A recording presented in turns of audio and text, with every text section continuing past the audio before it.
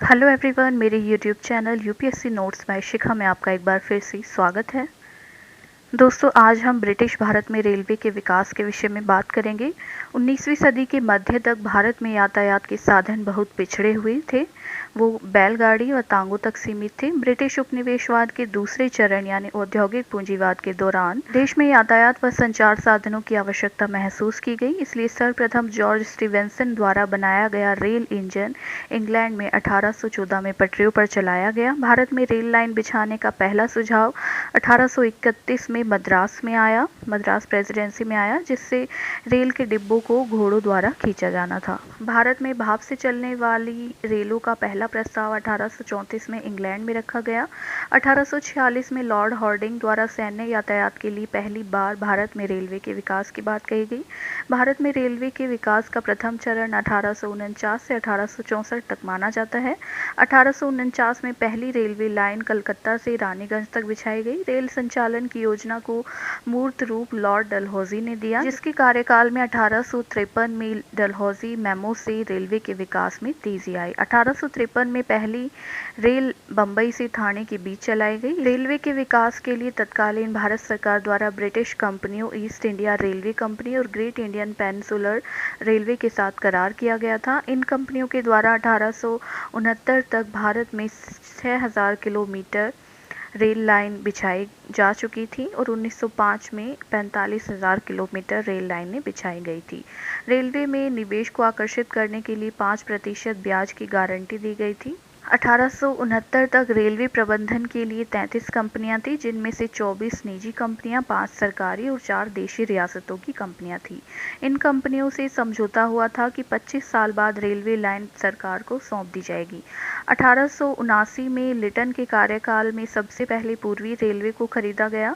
1903 में कर्जन ने Thomas Robertson के नेतृत्व में एक रेलवे बोर्ड की स्थापना की। रेलवे का तीव्रतम विकास जो हुआ वो कर्जन के शासनकाल में हुआ।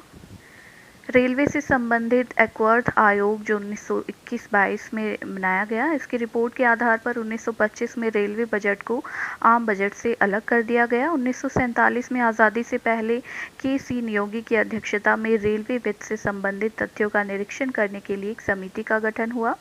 अब बात करते हैं भारत में रेलवे के विकास के क्या कारण थे, क्यों भारत में अंग्रेज़ों ने रेलवे का विकास किया। तो इसके 3 कारण थे: आर्थिक कारण, वाणिज्यिक कारण और सैन्य कारण। सबसे पहले हम बात करेंगे आर्थिक कारणों के विषय में। ब्रिटेन में औद्योगिक क्रांति के द्वारा बड़ी मात्रा में पूंजी का सृजन हुआ। इस अतिरिक्त पूंजी का निवेश यदि यूरोप में ही किया जाता तो ज़्यादा लाभदायी नहीं होता, क्योंकि यूरोप में उच्च श्रम लागत थी, जबकि भारत में निम्न श्रम लागत ने ब्रिटिश पूंजी को आकर्षित किया। इंग्लैंड में औद्योगिक क्रांति द्वारा लौह इस्पात व भारी मशीनरी उद्योग का तीव्र विकास हुआ था, जिसके उत्पादन को खपाने के लिए भारत में रेलवे का विकास किया गया। उनके द्वारा उत्पादित पटरियों, इंजनों, डिब्बों तथा दूसरी मशीनों की बिक्री रेलवे के विकास से बढ़ सकती थी। रेलवे के विकास के लिए आवश्यक छोटी से छोटी मशीनरी व बड़े से बड़े इंजन जो थे वो इंग्लैंड से आयात किए जाते थे। दूसरा है वाणिज्यिक कारण। रेलवे के विकास से देश के प्रमुख बाजार केंद्रों को बंदरगाहों से जोड़ दिया गया, ताकि ब्रिटिश उद्योगों के लिए कच्चा माल प्राप्त करने और मजदूरों के लिए खाद्यान्नों को प्राप्त करने यानी निर्यात करने में आसानी हो। देश के भीतर के दूर दराज इलाकों का विशाल बाजार उन्हें मिल गया, जहां उन्होंने अपना विदेशी सामान भर दिया। इस तरह रेलवे के विकास से भारतीय कच्चे माल व खाद्यान्न के निर्यात में बढ़ोतरी हुई और ब्रिटिश मशीन निर्मित सामान को भारत के बाजारों में पहुंचाना आसान हो गया। सैन्य कारणों में रेलवे द्वारा देश के किसी भी हिस्से में अशांति व विद्रोह की स्थिति में तुरंत सेना पहुंचाई जा सकती थी, जिससे ब्रिटिश सेना की गतिशीलता व समन्वय में वृद्धि हुई। रेलवे का सैन्य महत्व 1857 के विद्रोह में ही सिद्ध हो गया था, जब विद्रोही नेताओं ने कहा कि यह ब्रिटिश रेलवे और तार ही है जिसने हमारा गला घोट दिया। इस प्रकार आंतरिक विद्रोह व बाहरी हमलों से अपने शासन की सुरक्षा करने व प्रशासन में सूचना गतिशीलता व प्रभाविता को बढ़ाने के लिए रेलवे का विकास किया गया। अब बात करते हैं भारत में रेलवे के क्या सकारात्मक प्रभाव पड़े। इससे प्रशासन की पहुंच व दक्षता में वृद्धि हुई और कानून व्यवस्था मजबूत बनी। विभिन्न भाषी व्यक्तियों को संपर्क में ला दिया। रेलवे ने विभिन्न भाषी व्यक्तियों को संपर्क में ला दिया, जिससे वह औपनिवेशिक शोषण की व्यापकता से परिचित हुई और विचार विनिमय ने राष्ट्रीय आंदोलन की पृष्ठभूमि तैयार की। रेल यात्राओं ने समाज में व्याप्त संकीर्ण धर्म जाति के अवरोधों को कमजोर किया, क्योंकि रेलवे यात्रा के दौरान यात्री खान पान का सामान साथ ले जाते थे और रेल के भीतर छूत अछूत जैसी कोई पृथक श्रेणी नहीं थी, अतः छुआछूत जैसी सामाजिक बुराई को इससे आघात लगा। वस्तु व श्रम की गतिशीलता में वृद्धि होने से कीमतों में जो क्षेत्रीय अंतर पाया जाता था उसमें कमी हुई। अब बात करते हैं रेलवे के नकारात्मक प्रभावों के विषय में। रेलवे ने भारतीय धन के बहिर्गमन को अधिक तीव्र कर दिया और अब भारतीय पूंजी रेलवे की खरीदारी हेतु उपयोग में लाई जाने लगी।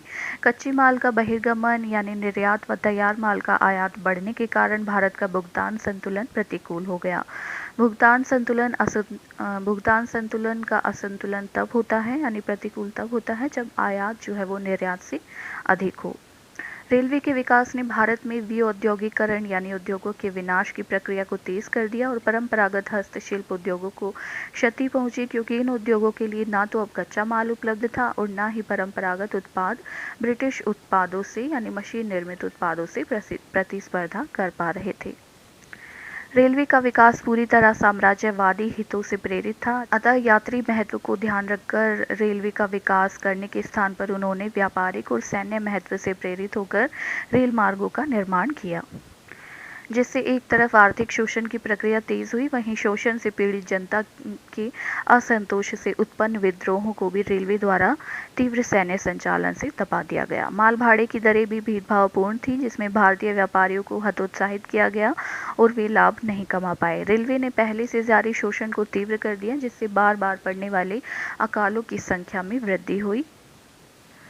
भारत में रेलवे के विकास से जुड़ी कुछ टिप्पणियां, जिसमें कार्ल मार्क्स कहते हैं कि जिस देश में लोहा व कोयला मौजूद हो वहां अगर तकनीक पहुंचा दी जाए तो उस देश को आधुनिकीकरण से नहीं रोका जा सकता। ये उन्होंने भारत के संदर्भ में कही थी। किंतु भारत में रेलवे का विकास पूरी तरह से अंग्रेजों के साम्राज्यवादी हितों से प्रेरित था, जिसने भारत का आधुनिकीकरण नहीं होने दिया।